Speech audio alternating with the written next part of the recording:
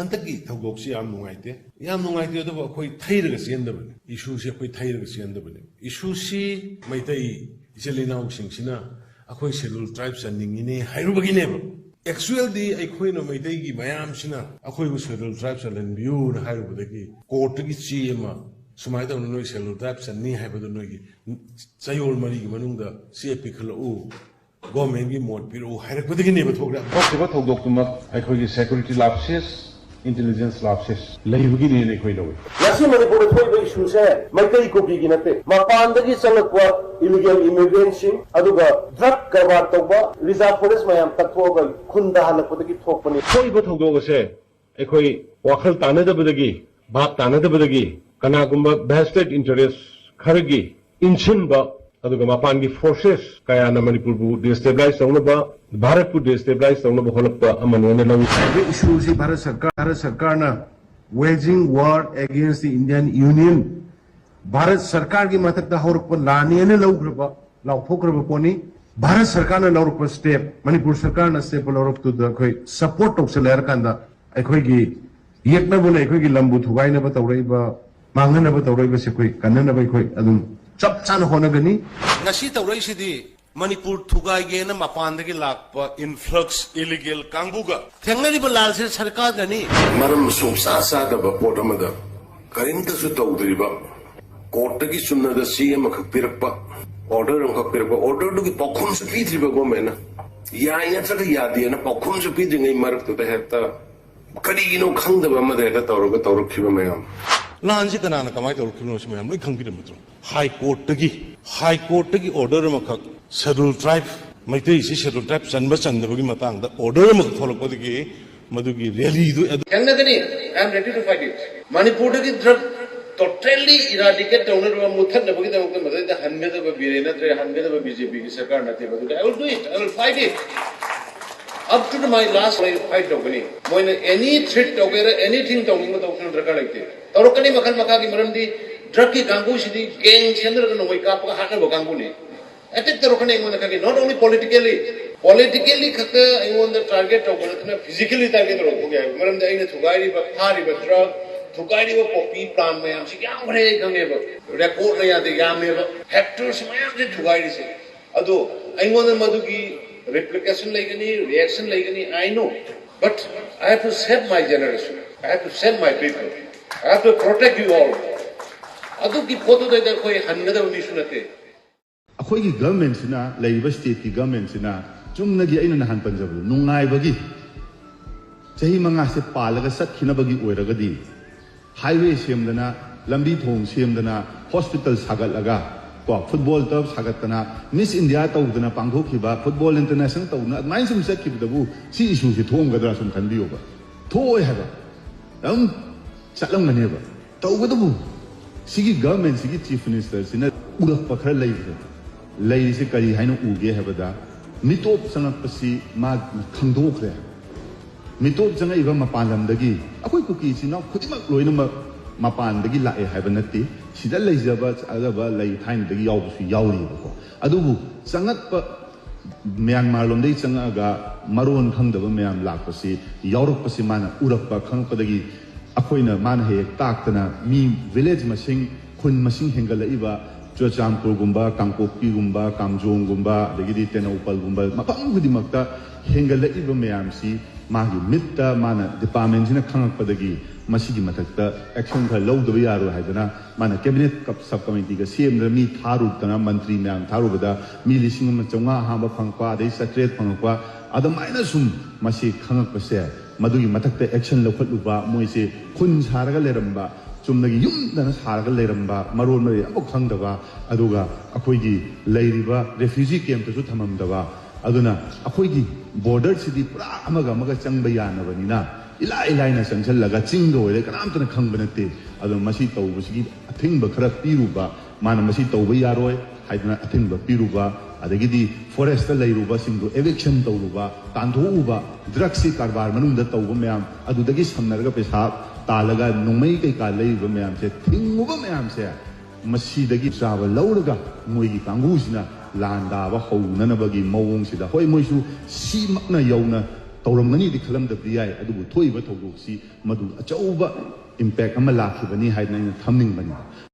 मोई ड्रग ला रूम पोपी था बो हुन रगी मखा दा कोई लेगद्रा मोइन तौरिंगे कोई दुम या लेगद्रा स्टेद खुन तरा लेरंबा युम तरा लेरंबा दु युम अनि म थोलागा जगा अम मु खुन्नम सेम जंगल कोकथोक युम अनि म मु असाइद थोलागा जंगल कोकथोक खुन्नम सेम सुम येंग लयु हाइब्रा कोई आइना साजबा युम ने आइना मै थादोक जबनी सी याब्रो युमलो नबा सौरकनी युमलो नबा युम सौरकनी आइदना हौरकनी दिल्ली दे मी लेबा या होद्रे 44 45 या हो कोई मणिपुर सिटी सना लेबा ने तो सना लेबा से मांगन लगी होनबा कांगबु खरे यावरी अटम नन कांगबु खरे यावरी मोइदु दे मोइदु दे बित आई सकम गो तबुदा मदिने उ थारी तो बना गिनो आई गिरो बिरेन को बुले रोगो ब्रो मोइ ट्रक ला रुंबा पोपी था बो हुरान बखरनी मखा दा कोई लेगद्रा मोइन तौरिंगे कोई दुम या लेगद्रा नो सुया यारो मगर मणिपुर लेरिबा येलहोमी अखोय मयाम से कंदनबगी थबक तौजे हाइब्रा नत्रगना पॉलिटिक्स तौजे हाइब्रा इमोशन दा करी तौद्रिगे सर करी तौद्रिगे मितो खंतो ओइना से अनिरक अहुम मितो खंतो ओ डिपोर्ट तौरो नोइगी इंडिजिनस पीपल दो कंजनबगी दमका मितो खंतो ओ होम मिनिस्ट्री दगी सर से लाकना खंतो पा हौरबसे थबक तौद्रिब्रा सर सि नोमता ngang नोमता पंदे नोमता मितो खंतो पा हौरिसी कमाय तौरगे कयाम फंगगे केदौरगे नोमता पंदेबा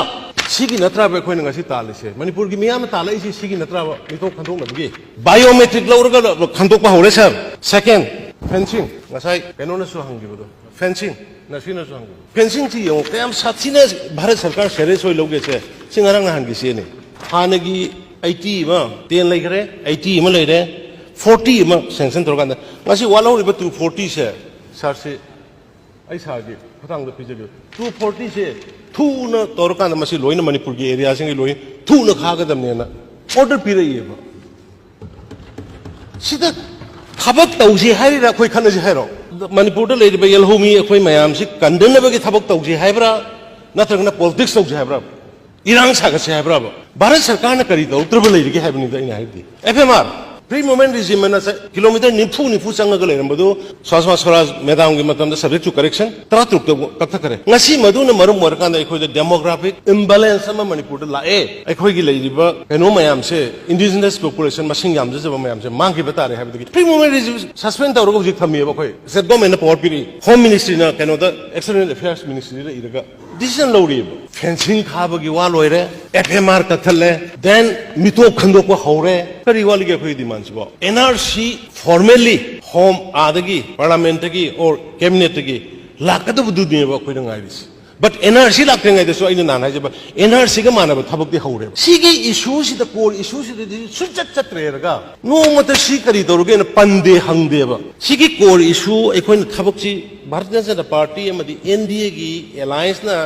मणिपुर की यामना तंगाई फदबा पोट मयामना तालिबा डिमांड मिथोक खंदोक हौरे इंडियन फॉरेनर एक्ट की मखादा एवरी डिस्ट्रिक्ट की एसपीसी फॉरेनर रिटर्निंग ऑफिसर इन हापकांदा डिटेक्ट एंड डिपोर्ट मांगोंदा एम्पावर तो याइदा खंदोक हौरे हुजि कंटिन्यू तो हेबि सेसुले सीमा लेरे सी खंदोक हौरबसि दगा सिगी मतंग द फेंसिंग लेतबगी ने न तौबदो हुजि फेंसिंग सिगी अपुनब लोइना तौरो हाइदना मसि लोइना सी ऑर्डर थोगा लेरे देन एफएमआर फ्री द संथोंग जंगन यारमबदो हुजि फ्री मोमेंट रिजिम दो हुजि वीसा याउदरि संबे यारोय वीसा और पासपोर्ट वीसा अमदि पासपोर्ट याउदरि हुजि सर सी तौर मथों संथोंग जंगन यारोय सुमाय तगुना अखोय कन्नब होनरपगी थबक से अयाम फिनिशिंग टच पिराब मतम सिदा पॉलिटिक्स तौरगा पंगांगा संथोग तौरगा लेय दिल्ली द फमगा पॉलिटिक्स तौबसिं गारे के दिल्ली द फमगा पॉलिटिक्स तौबा अखोय थुगाइना होनबसिं फोंगबनि ngasi अखोयना वॉल्यूम 1 ने वॉल्यूम 2 दा कांखुलना कराइदगे हौरई मैतैना कराइदगे हौरई थादौना कराइदगे हौरई मरिंगना कराइदगे हौरई माउना कराइदगे हौरई मदुगी पुवारी अरिबा निंथौ हुमुद्रागा तरेत की ममिंग यावने लोइना खंगिनबा चंगे कोय थिनबा चंगे ngaranggi manipur nate koy ngarang shama manipur nate ba akoy di sahi lising ani gi puwari ai belaiba history leiba community ne koy akoy yamna maduna ni ngasi tangkhulbu prithvi da compete tobang amakte ba manipuri singbu manipuri jati si prithvi da compete tobu da wari se akoy di ancient time gi civilization Europe community ni ngarang kata pokok nanti koi ngarang kata assembly bang nanti state sigi chief minister ne ekhogi leader ne kachi lan tongnari war ne we are in a state of war sida ekhoi meitei ngai mayam punjal laga magi maning da lepaga mabu sokatna thangno fight to kigano ekhoi leiri na haibi gadam na tro ra ekhoi na adu na ta ra ngahakle ama mo hajan gani ngahakle ama mo hajan gani maphom amu pha gani adu dei makut amu pha gani adu dei di naharon kabu kharanasu nupi kharanasu kayam wakhal leirabano kayam lai su hairabano khangde yam na decent oiba nattaba hai wata ga sidaraga ekoi chief minister daga ngangbado ai ding ngan janingde Balsiam Obiramana Tauriba Posi, who resigned to Chuakoi, the Shokin and White about Power Maramdi. A quite new budget Habak to Womatam da Chumbaran Belegani, Tabutu Magi, Afaba, Manator and Bapa Port, put the equinary go nice to 1 2 in Iwa Kalun.